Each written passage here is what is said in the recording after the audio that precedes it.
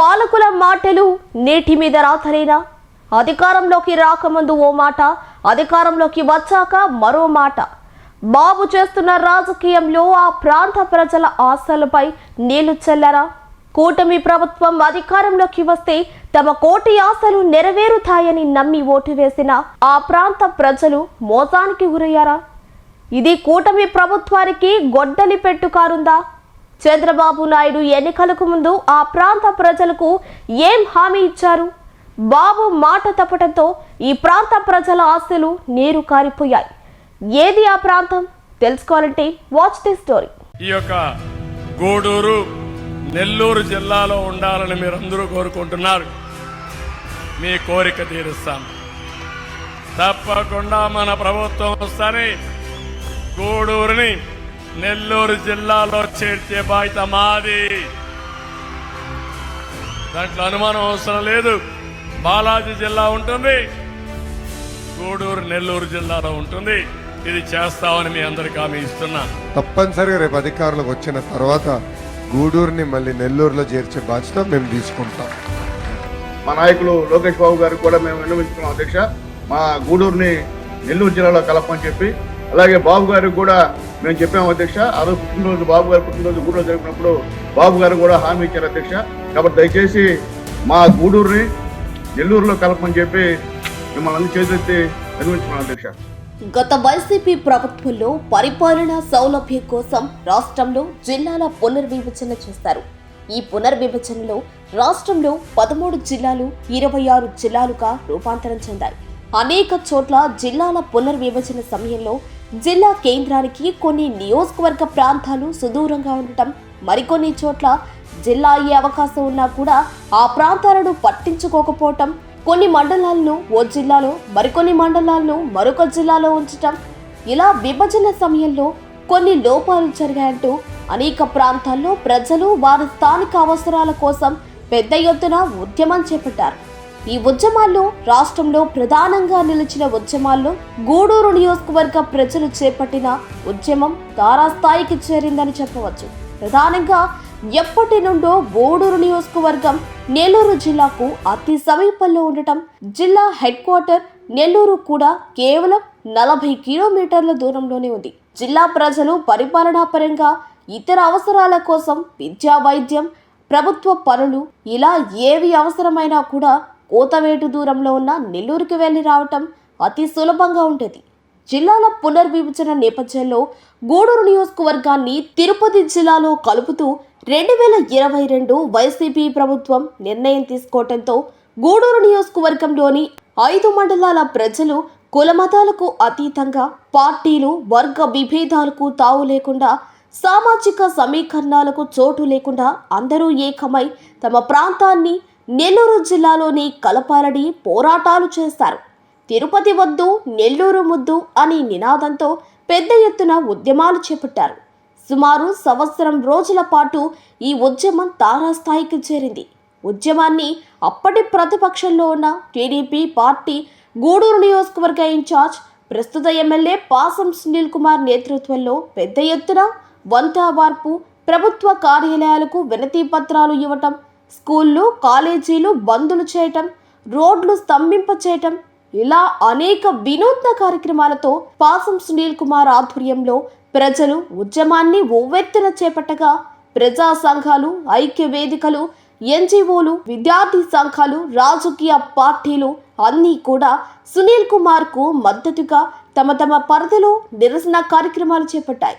ఈ నేపథ్యంలోనే 2023లో పాసం సునీల్ కుమార్ కొన్ని రోజుల పాటు గూడూరు టవర్ క్లాక్ సెంటర్ వద్ద సబ్ కలెక్టర్ కార్యాలయం వద్ద బైఠాయించి సుమారు 100 రోజులకు పైగా రిలే నిరాహార దీక్షలు కూడా చేపట్టారు.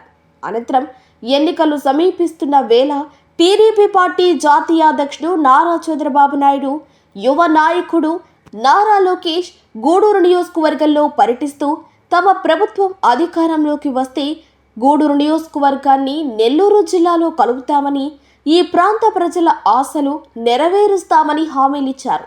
ముఖ్యంగా నారా లోకేష్ యువగలం పాదయాత్ర పేరుతో గూడూరు నియోజకవర్గంలో సుమారు 5 రోజుల పాటు కాలినడక చేపట్టారు. ఈ కార్యక్రమంలో గూడూరు నియోజకవర్గం నెల్లూరులో కలపాలంటూ సముద్ర తీర ప్రాంతం నుండి వాకాడు, చిల్లకూరు, గూడూరు వరకు కొన్ని వందల వినతి పత్రాలు లోకేష్కు అందించారు. నారా లోకేష్ కూడా దీనికి స్పందిస్తూ తాము అధికారంలోకి వచ్చిన వెంటనే కూడా గూడూరు నియోజకవర్గాన్ని నెల్లూరులో కలుపుతామని అందరికీ హామీ ఇచ్చారు. గతంలో జిల్లాల ఏర్పాటు అనేది ఆగ్రో క్లైమాటిక్ కండిషన్స్ ప్రకారం చేసేవాళ్ళు బ్రిటిష్ వారు. ఎందుకంటే పరిపాలిస్తాం తేలిక, ఒకే రకమైన పంట ఉంటుంది, వాళ్ళకి అవసరమైన గిట్టుబాటు ధరగానే అన్ని అందించవచ్చు అనేది ఆనాడు ఈ జిల్లాలు ఏర్పాటు చేశారు. కానీ ఈ ప్రభుత్వ అధికారంలోకి వచ్చిన తర్వాత రాజకీయాల కోసం జిల్లాల్ని అస్తవ్యస్తంగా విభజించి ప్రజల్ని పీడిస్తున్నారు, ఇబ్బంది పెడుతున్నారు. ఆ జిల్లాలో పెద్ద కేంద్రం అంటే పెద్ద పట్టణం ఉంటే అది జిల్లా కేంద్రం కాకుండా వేరే పట్టణాన్ని కూడా జిల్లా కేంద్రంగా ప్రకటిస్తుంది ఈ ప్రభుత్వం. అంటే ప్యూర్ రాజకీయం కోసమే ఈ జిల్లా విభజన అనేది చేశారు. ఇది అశాస్త్రీయంగా జరిగింది. ఇక్కడనే కాదు, రాష్ట్ర వ్యాప్తంగా కూడా కొన్ని డిమాండ్స్ ఉన్నాయి. అవన్నీ కూడా బాబు గారితో చర్చిస్తాం. తప్పనిసరిగా రేపు అధికారంలోకి వచ్చిన తర్వాత గూడూరుని మళ్ళీ నెల్లూరులో చేర్చే బాధ్యత మేము తీసుకుంటాం. ఈ నేపథ్యంలోనే చంద్రబాబు నాయుడు 2 దఫాలు బహిరంగ సభలు ఏర్పాటు చేస్తున్న సమయంలో కూడా ప్రత్యేకించి తాము అధికారంలోకి రాగానే గూడూరు నియోజకవర్గాన్ని నెల్లూరు జిల్లాలో కలుపుతామంటూ ప్రజలకు హామీ ఇచ్చారు. ఈ యొక్క గూడూరు నెల్లూరు జిల్లాలో ఉండాలని మీరందరూ కోరుకుంటున్నారు. మీ కోరిక తీరుస్తాం. తప్పకుండా మన ప్రభుత్వం వస్తానే గూడూరుని నెల్లూరు జిల్లాలో చేర్చే బాధ్యత మాది. దాంట్లో అనుమానం అవసరం లేదు. బాలాజీ జిల్లా ఉంటుంది, గూడూరు నెల్లూరు జిల్లాలో ఉంటుంది. ఇది చేస్తామని మీ అందరికీ హామీ ఇస్తున్నా. ఇది నమ్మిన ప్రజలు 2024లో జరిగిన సార్వత్రిక ఎన్నికల్లో పాసం సునీల్ కుమార్ కు అత్యధిక మెజారిటీ రావటానికి ఈ అంశం కూడా బాగా కలిసొచ్చింది. కూటమి ప్రభుత్వం అధికారంలోకి వచ్చిన తర్వాత అనేక మంది ఉద్యోగస్తులు, సామాన్య ప్రజలు తాము నెల్లూరులో కలిసిపోయినట్టేనని తెగ సంబరాలు చేసుకున్నారు. ఓ రకంగా చెప్పాలంటే మానసికంగా తాము నెల్లూరు జిల్లాలోనే ఉన్నామనే భావనకు వచ్చేశారు. ప్రజల ఆశలు, ఆశయాలకు బలం చేకూర్చేలా పాసం సునీల్ కుమార్ అసెంబ్లీ సమావేశాల్లో కూడా గూడూరు నియోజకవర్గాన్ని నెల్లూరులో కలిపే అంశంపై మాట్లాడటంతో అక్కడ కూడా ప్రభుత్వ పెద్దలు ఆయనకు హామీ ఇచ్చినట్టు పెద్ద ఎత్తున ప్రచారాలు జరిగాయి. జగన్మోహన్ రెడ్డి గవర్నమెంట్ లో జిల్లాల విభజన చేసినప్పుడు మా గూడూరు నియోజకవర్గం అన్యాయం జరిగింది అధ్యక్ష. మాకు నెల్లూరు 30 కిలోమీటర్ల అధ్యక్ష, తిరుపతి 92 కిలోమీటర్ల అధ్యక్ష. మమ్మల్ని తీసుకెళ్లి తిరుపతి జిల్లాలో కలిపారు అధ్యక్ష. విలేజ్ దగ్గర నుంచి పోవాలంటే, తిరుపతి పోవాలంటే 154 కిలోమీటర్లు అవుతుంది అధ్యక్ష, తిరుపతి పోవాలంటే ఒక విలేజ్ నుంచి. కాబట్టి ఉద్యోగస్తులు కూడా ఇబ్బంది పడుతున్నారు అధ్యక్ష. ఆ రోజు యువగళం పాదయాత్రలో మా నాయకులు లోకేష్ బాబు గారికి కూడా మేము విన్నవించుకున్నాం అధ్యక్ష, మా గూడూరుని నెల్లూరు జిల్లాలో కలపని చెప్పి. అలాగే బాబు గారికి కూడా మేము చెప్పాము అధ్యక్ష. ఆ రోజు పుట్టినరోజు, బాబు గారు పుట్టినరోజు గూడూరు జరిపినప్పుడు బాబు గారు కూడా హామీ ఇచ్చారు అధ్యక్ష. కాబట్టి దయచేసి మా గూడూరుని నెల్లూరులో కలపని చెప్పి మిమ్మల్ని అన్ని చేతులెత్తి విన్నవించుకున్నాం అధ్యక్ష. ఎప్పుడు జిల్లాల మార్పులు చేపట్టిన గూడూరు నియోజకవర్గం నెల్లూరు జిల్లాలో కలిసిపోతుందని ఎదురు చూస్తున్న గూడూరు ప్రజలకు ఆ సమయం రాని వచ్చింది. జిల్లాల మార్పులు, చేర్పులు కార్యక్రమాల కోసం ప్రత్యేకంగా అధికారులు నివేదికలు చేపట్టి ఆ నివేదికలను మంత్రివర్గ ఉపసంఘానికి సమర్పించిన తర్వాత చంద్రబాబు నాయుడు ముఖ్యమంత్రి హోదాలో ఆ పరిశీలనను పరిశీలించి ఆంధ్రప్రదేశ్లో కొత్తగా 3 జిల్లాలు ఏర్పాటుకు ఆమోద ముద్ర వేస్తూ కొన్ని ప్రాంతాలు సర్దుబాటు చేస్తూ నిర్ణయాలు తీసుకున్నారు. ఈ సర్దుబాటు నిర్ణయాలలో గూడూరు నియోజకవర్గం నెల్లూరులో కలుస్తుందనే ప్రస్తావన గాని, పేరు గాని బయటకు రాకపోవడంతో ఎన్ని రోజులు భ్రమంలో బ్రతికిన గూడూరు నియోజకవర్గ ప్రజల గుండెలు బద్దలయ్యాయి.